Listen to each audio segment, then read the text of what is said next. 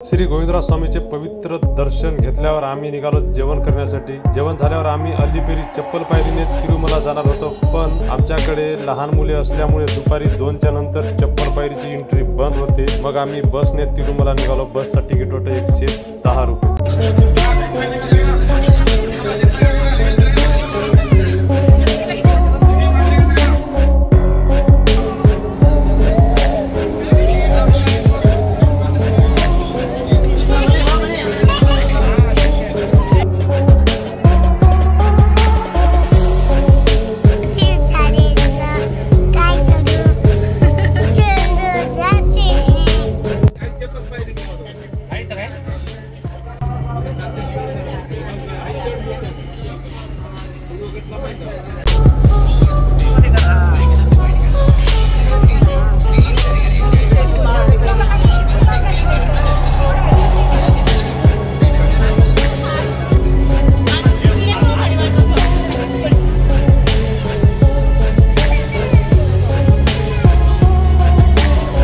तर मित्रांनो, आम्हाला बस फक्त 1 तासामध्ये तिरुमला सूट।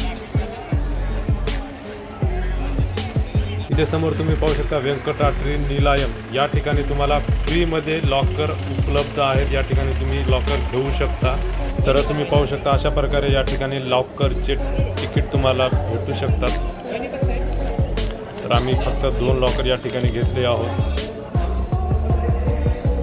तर आता आम्ही निघालो आहोत रूम बुक करण्यासाठी। या ठिकाणी 50 रुपयामध्ये तुम्हाला रूम मिळत असते।